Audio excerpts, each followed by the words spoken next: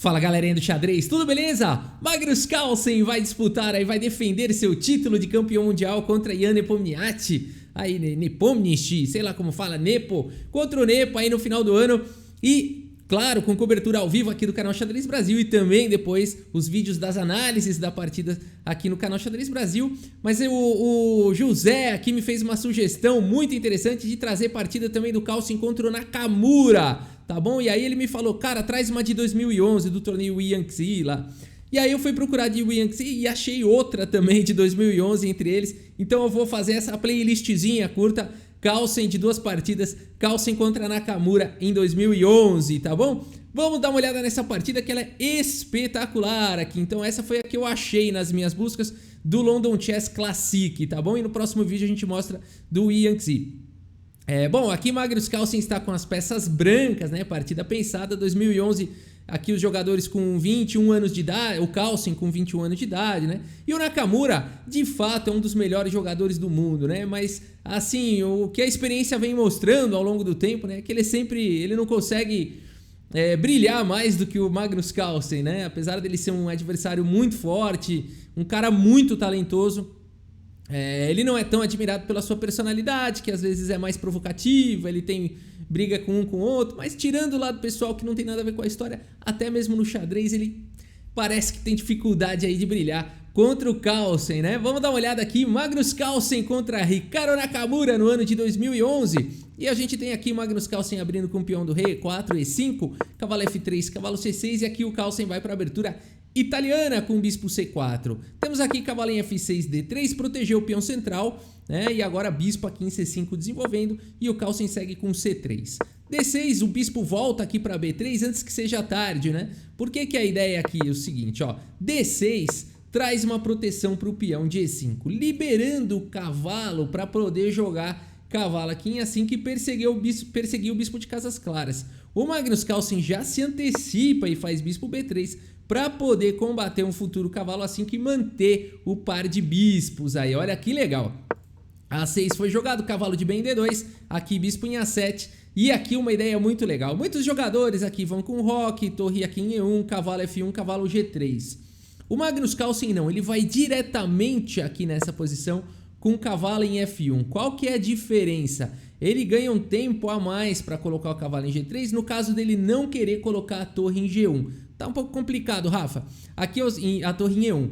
Aqui é o seguinte, depois de H6 seguiu com o cavalo G3, roque, roque, e o Carlsen vai querer jogar com a torre na coluna F, ele não vai querer jogar a torre em E1. Então ele ganhou esse tempo, né? Se ele tivesse primeiro dado o roque, para ele colocar o cavalo aqui em G3, ele teria que tirar a torre e jogar o cavalo lá para G3. Como ele quer jogar com a torre na coluna F, ele ganhou um tempo, olha que legal. Bispo em E6 foi jogado, agora H3, dama D7 e aqui bispo E3, combatendo o bispo de casas escuras. Cavalo em E7 foi jogado, agora cavalo H4, Magnus Carlsen já vai levando aí as peças pro ataque na ala do rei, casa de F5 já tá esquentando aqui. Cavalo G6 foi jogado e agora o cavalo de H foi lá para a casa de F5, ocupou aí essa casa e olha que legal essa formação aqui dos cavalos em G3 e F5, bem forte. Tem ataque em G7, ataque em H6, dama chegando, o ataque é perigoso. Aqui o Nakamura segue com o cavalo em E7 e agora nós temos cavalo por E7, cheque, dama por E7, bispo por A7 aqui pelo Carlsen, torre por A7. Esse lance aqui ele ganha uma pequena sutileza na posição, que você pode ganhar alguns tempos, né? Essa torre não tá feliz aqui em A7, em algum momento pode ser que a dama consiga partir para algum ataque na coluna F, sempre com um tempinho sobre a torre, ou de alguma maneira as pretas vão ter que tirar essa torre daí e perder um tempo, né? Então F4 aqui o Magnus Carlsen segue atacando na ala do rei, temos aqui C5 e agora o bispo C2, o Magnus Carlsen mantém os bispos aí no tabuleiro, o bispo de casas claras. B5, Nakamura não quer dar o braço a torcer, essa história de perder tempo, voltar a torre não tá com nada, jogou aqui um B5 para justificar a torre agora podendo escorregar pela segunda horizontal e o Carlsen segue agora com dama D2. Torre B7 foi jogado, A3 controlando a casa de B4 e aqui A5, Nakamura tá realmente focado aqui no contra-jogo na ala da dama, muito equilibrado, a posição muito interessante e o Magnus Carlsen segue com torre F2 preparando a pancada na ala do rei. B4, Nakamura segue com seu plano, AB4, torre de A em F1, dobrando as torres aí na coluna F, BC3 e aqui e por F4 pelo Naka e torre por F4. A gente tem uma posição bem equilibrada, né? A ala da dama aí, o Hikaru Nakamura conseguiu estourar tudo aí, trocou uns peões. No entanto, não tá fácil de nenhum dos dois lados atacarem, né? Tá mais fácil, talvez, da gente visualizar algum ataque de brancas aqui do que as negras na ala da dama, que a ala da dama tá bem estabilizada agora, né? E aqui o Nakamura segue com um cavalo em H7. D4, o Magnus Carlsen fica com o centro aqui muito forte e vai abrindo espaço aqui, vai limpando o caminho para o bispo. CD4, CD4 e aqui dama G5 foi jogado pelo Nakamura. Temos aqui rei H2, olha só que lance bacana aqui pelo Magnus Carlsen, protegendo o cavalo. Agora o cavalo veio para F6 e aqui o que jogar, né, numa posição como essa, a torre se sair daí vão trocar as damas, tem uma pressão no peão de E4. Parece tudo bem equilibrado aqui, tudo certo. O Carlsen vai para uma ideia bacana agora com bispo D1.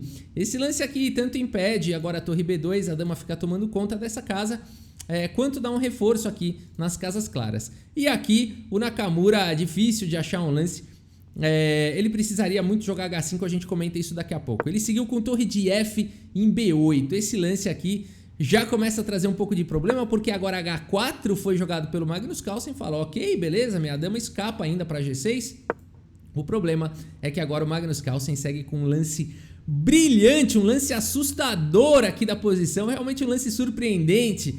Aqui você fica imaginando, tá tudo certo, né? As pretas podem achar até que estão melhores aqui, estão dominando completamente a coluna B, ameaçando entrar na sétima, pressão total aqui no ponto de E4. Será que o Carlsen vai ter que começar a se defender? É nessas horas que o Carlsen brilha, né? Torre por F6, galera, o que é isso? Magnus Carlsen vai para um lance aqui no limite, é agora ou nunca, né? Agora ou nunca. Torre por F6, aqui G por F6 e agora dama em F4 e o Magnus Carlsen de repente vai ganhando a iniciativa, tá atacando tudo aqui na posição.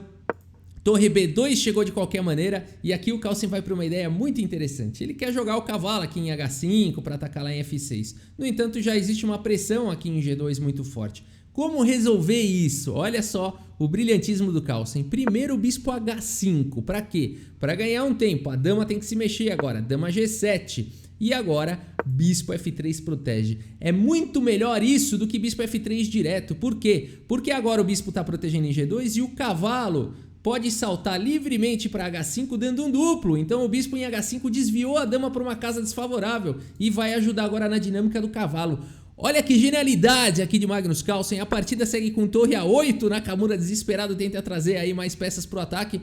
E agora, talvez aqui nessa posição, dama G6 também fosse um bom lance, exatamente impedindo ali que o cavalo viesse para H5 com um duplo, né? Mas torre A8 foi jogado e aqui primeiro D5 pelo Magnus Carlsen, atacou o bispo foi lá para C8 e agora cavalo aqui em H5, atacando a dama, atacando em F6, está começando a ficar esquisito, né? Aquele momento que você percebe que a coisa está estranha, aqui dama em F8, agora cavalo por F6, cheque. Aqui não adiantaria, né, tentar continuar protegendo aqui em F6, dama H8 aqui seria catastrófico, né, cavalo F6 viria de qualquer maneira com um ataque aqui em D6 depois, né.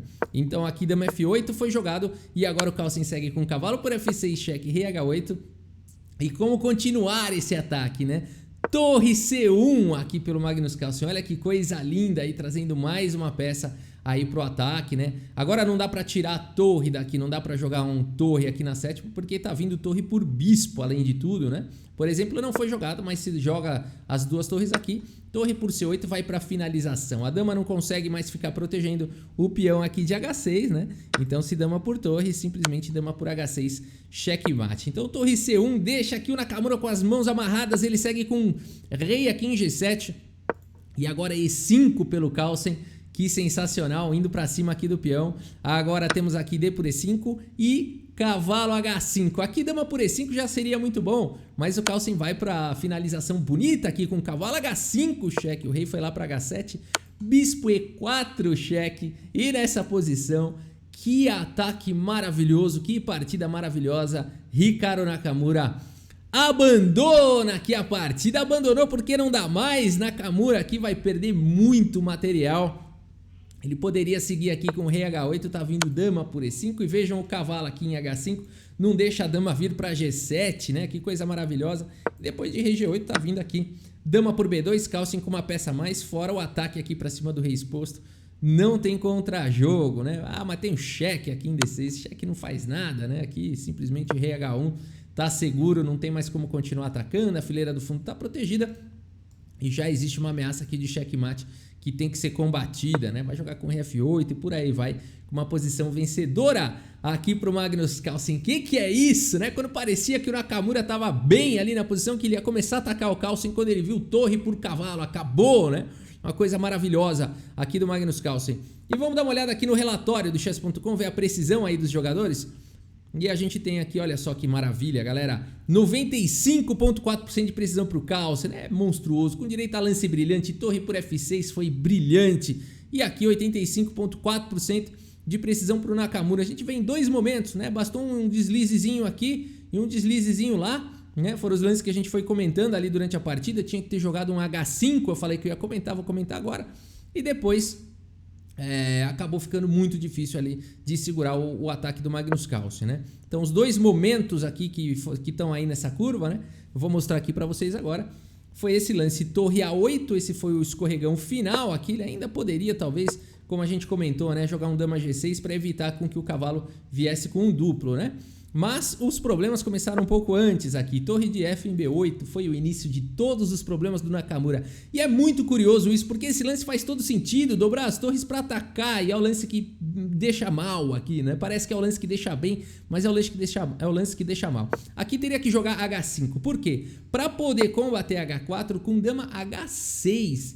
H5 dá a casa de H6 para a dama. Por que é importante? Dama G6 acabou sendo ruim, porque agora veio o ataque aqui para cima...